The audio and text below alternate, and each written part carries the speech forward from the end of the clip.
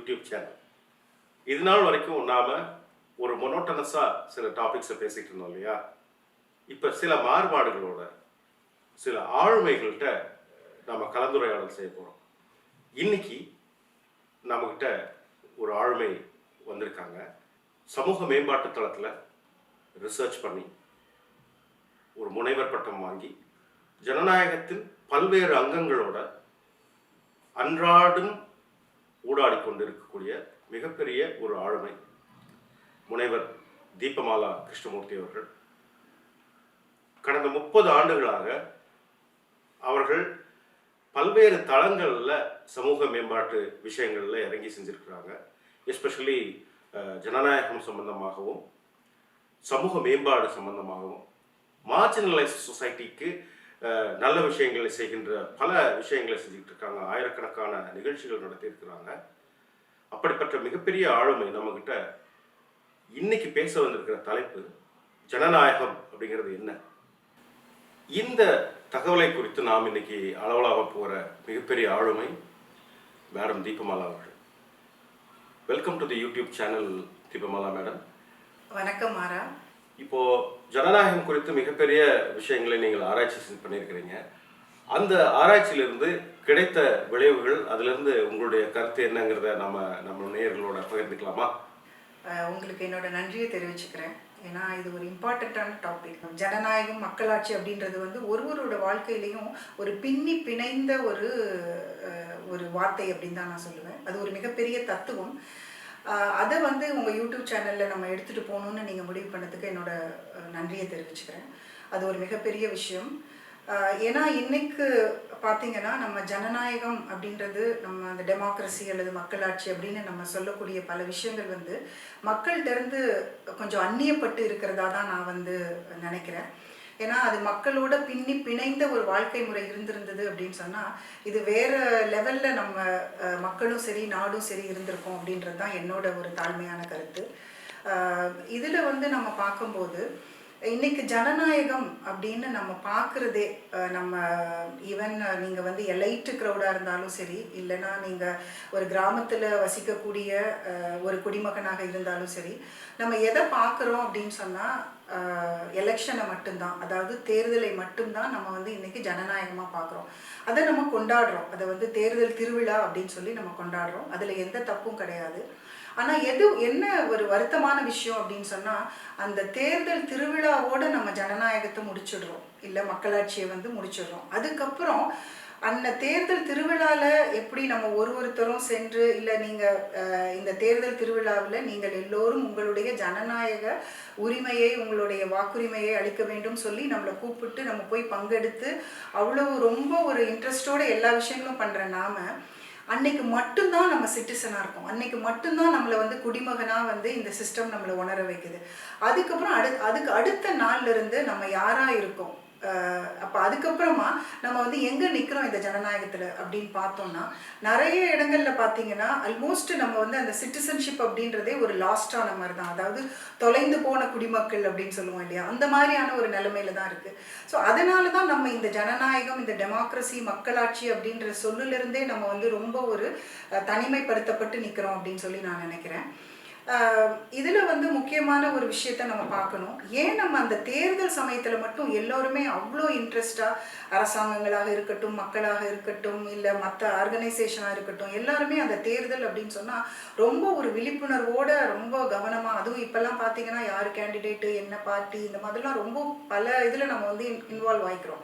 அப்போ நிறைய இடங்களில் என்ன சொல்லுவாங்க அப்படின்னா, இல்லை மக்கள் சரியாக இருந்தால் ஜனநாயகம் சரியாக இருக்கும், மக்கள் சரியில்லை அதனால தான் ஜனநாயகம் சரியில்லை. அப்போது நீங்கள் தேர்தல் அப்படின்னு சொல்லி வரும்போது என்ன பண்ணுறோம் அப்படின்னா, எல்லோருமே ரொம்ப இன்ட்ரெஸ்டாக எல்லா விஷயங்களையும் பார்த்து அதை செய்யணும், அது சரியாக இருக்கணும், இந்த நாடு சரியாக இருக்கணும், இந்த சமூகம் சரியாக இருக்கணுன்றதுல எல்லாருக்குமே ஒரு சிறிய அளவிலாவது அக்கறை கண்டிப்பாக இருக்கிறது. ஸோ அப்படி பார்க்கும்போது ஏன் தேர்தலில் மட்டும் இந்த ஜனநாயகத்தை ஒரு மிகப்பெரிய அளவில் கொண்டாடுறோம் அப்படின்னு சொன்னால், அங்கே வந்து மக்கள் பார்ட்டிசிபேஷன், அதாவது இந்த சிட்டிசன் பார்ட்டிசிபேஷன், மக்கள் பங்கேற்பு அப்படின்றது எங்கே நடக்குதுன்னு பார்த்தீங்கன்னா, இன்னைக்கு இருக்கக்கூடிய அளவில் அந்த தேர்தல் சமயத்தில் மட்டுமே மக்கள் பங்கேற்பு நடக்கின்றது. மக்கள் பங்கேற்பு என்ன, அவங்க எல்லாரையும் அங்கே தான் அப்போ தான் நம்ம கூப்பிடுறோம். இப்போ நீங்கள் வந்து குப்பம்மாவோ சுப்பம்மாவோ இல்லைனா ஒரு முனியாண்டியோ யாராக இருந்தாலும் சரி, உங்களுக்கு ஈக்குவல் ஆப்பர்ச்சுனிட்டி கொடுத்து அங்கே வந்து உங்களுடைய சாய்ஸை வந்து அங்கே நீங்கள் இந்த உங்களுடைய வாக்குரிமை, உங்களுடைய உரிமை, இதுதான் ஜனநாயக உரிமை அப்படின்னு சொல்லும்போது எல்லாரும் வந்து அங்கே வாக்களிக்கிறாங்க. ஸோ அதுக்கப்புறம் பார்த்தீங்கன்னா எங்கேயுமே அந்த மாதிரியான ஒரு பிளாட்ஃபார்மை நம்ம ப்ரொவைட் பண்ணுறதே கிடையாது. இப்போ நம்மளே எடுத்து பார்த்தோம் அப்படின்னா, தேர்தலுக்கு அப்புறம் எங்கே நீங்களோ நானோ போய் எந்த இடத்துல போய் நம்ம பார்ட்டிசிபேட் பண்ணுறோம், இல்லை எந்த இடத்துல நம்மளோட நாட்டோட வளர்ச்சிக்காக அரசாங்கத்தோடு சேர்ந்து சில விஷயங்களை செஞ்சு நம்ம கிளியராக இந்த மாற்றத்தை கொண்டுட்டு வரணும் அப்படின்னு நம்மளால் பார்க்க முடியுது அப்படின்னு சொன்னால் அது கண்டிப்பாக இல்லை அப்படின்னு தான் சொல்ல முடியும். ஸோ அது வந்து இந்த சிட்டிசன் பார்ட்டிசிபேஷன் அல்லது மக்கள் பங்கேற்பு அப்படின்றது வந்து ரொம்ப ரொம்ப முக்கியமான ஒரு விஷயம். நீங்கள் மக்களாட்சி அப்படின்னு எடுத்தீங்கன்னா, நீங்கள் நம்ம ஜனநாயகம்ன்றது என்ன சொல்லுவோம் அப்படின்னா, government of the people, by the people and for the people. இது நம்ம ஆங்கிலத்தில் சொல்கிறோம். இதையே நம்ம தமிழில் பார்த்தோம் அப்படின்னா, மக்களாட்சி என்பது மக்களே மக்களால் மக்களுக்காக ஆட்சி செய்வது தான் மக்களாட்சி. அப்போது மக்களே மக்களால் மக்களுக்காக செய்யக்கூடிய ஆட்சியில் மக்களோட பங்கேற்பே இல்லாமல் நம்ம வந்து ஒரு ஆட்சி நடக்கும்போது என்ன ஆகுது அப்படின்னு சொன்னால், இங்கே அடித்தளத்தில் இருக்கக்கூடிய மக்களுடைய தேவைகள் அவங்களோட பங்கேற்பே இல்லாத போது முற்றிலுமாக புறக்கணிக்கப்படுகிறது. அப்போ என்ன ஆயிடுது அப்படின்னா, அங்கே என்ன கீழே மக்களுடைய தேவைகள் இருக்கோ அது வந்து சரியாக அரசாங்கத்துக்கு தெரியும் போது மட்டுமே இவங்களால வந்து அதற்குரிய சரியான ஒரு திட்டங்களையோ இல்லை சரியான ஒரு இனிஷியேட்டிவ்ஸ்லாம் அவங்க பண்ணி அதை வந்து மக்களுக்கான ஒரு மக்களாட்சியாக மாற்ற முடியும். இப்போ இந்த மக்கள் பங்களிப்பு, அதாவது மக்களோட இன்வால்மெண்ட் வந்து முழுமையாக புறக்கணிக்கப்படும் போது என்ன ஆகுது அப்படின்னா, இவங்க தனியாக அந்த ஜனநாயகம் என்று சொல்லக்கூடிய அந்த டெமோக்ரஸின்னு சொல்லக்கூடிய அந்த ஒரு கம்ப்ளீட் ப்ராசஸ்லேருந்தே தனியாக நிற்கிற மாதிரியான ஒரு அந்நியப்பட்டு நிற்கிற மாதிரி வருது. ஸோ அதனால் இந்த மக்கள் பங்கேற்பை நம்ம வந்து சாதகப்படுத்தி பண்ணுற மாதிரியான வேலைகள் நடக்கும்போது மட்டுமே ஒரு மனிதனும் ஒரு சிட்டிசனும் ஒரு குடிமகனும் அவங்க வந்து இதை முன்னெடுத்து இதை வந்து அடுத்த லெவலுக்கு நம்ம கொண்டு போகணும். ஏன்னா இன்னைக்கு நிலைமையில மக்கள் பங்கேற்புன்றது சாதாரணமான விஷயம் இல்லை. மக்கள் பங்கேற்பு அப்படின்னும் போது நீங்கள் ஒரு விளிம்பு நிலையில் இருக்கக்கூடிய ஒரு 80 வயது முதியவர்னு வச்சுக்கோங்களேன்.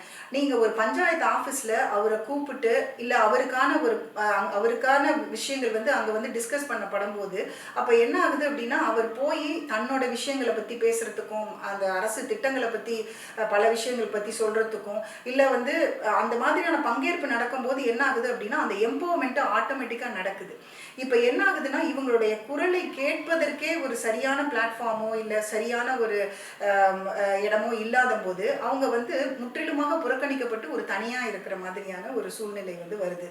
ஸோ அதனால இந்த அந்நியப்படல், அதாவது நம்ம முதல்ல இந்த ஜனநாயகம் அப்படின்றது என்னன்னா, இது வந்து நான் முன்னாடியே சொன்ன மாதிரி மக்களே மக்களால் மக்களுக்காக நடத்தப்படுகின்ற ஒரு ஆட்சி. அப்படின்னா என்ன அர்த்தம் அப்படின்னா, இதில் பீப்புள் ஆர் சாவரன், இதில் வந்து மக்கள் இறையாண்மை மிக்கவர்கள். ஆனால் என்ன ஒரு வருத்தமான விஷயம் அப்படின்னா, நம்ம இறையாண்மை மிக்கவர்கள் அப்படின்னு சொல்லி நமக்கே வந்து தெரியாது. ஏன்னா நம்ம மோஸ்ட்லி இன்னைக்கு வந்து நம்ம மக்கள் இறையாண்மை மிக்கவர்கள் அண்ட் வந்து citizens are sovereign in democracy அப்படின்னும் போது எப்படி ஒரு இறையாண்மை மிக்க ஒரு குடிமகன் எப்படி ஒரு பெனிஃபிஷியரியாக ஆக முடியும், எப்படி ஒரு பயனாளியாக ஆக முடியும். ஆனால் இன்னைக்கு நிலைமையில் என்ன ஆயிருக்கு அப்படின்னு சொன்னால், நம்ம வந்து பயனாளிகளாக வந்து சிட்டிசன்ஸ் வந்து பயனாளிகளாக நிற்கிறோம். அந்த ஒரு நிலைமை வந்து மாற்றப்பட வேண்டும். இப்போ நம்ம his excellency the president of India, honourable prime minister of India, அதே மாதிரி வந்து honourable chief minister, honourable ministers, but citizen வரும்போது பெனிஃபிஷியராக நிற்கிறோம். அப்போ நீங்கள் எந்த இடத்துல வந்து இந்த தவறுகள் நடக்கின்றது, எந்த இடத்துல இவ்வளவு தூரம் இந்த மக்களே மக்களால் மக்களுக்காகன்ற இடத்துல இருந்து மக்கள் அந்நியப்பட்டு போய் நிற்கக்கூடிய ஒரு நிலைமை வந்து வந்திருக்கு அப்படின்னு பார்க்கும்போது, இந்த ஜனநாயக கட்டமைப்புல நிறைய விஷயங்கள் நம்ம பண்ண வேணும். இந்த இடத்துல நம்ம கண்டிப்பா ஜனநாயகம்னு சொல்றோமே ஒழிய அது எல்லாமே வந்து பேப்பர்ல இருக்கு.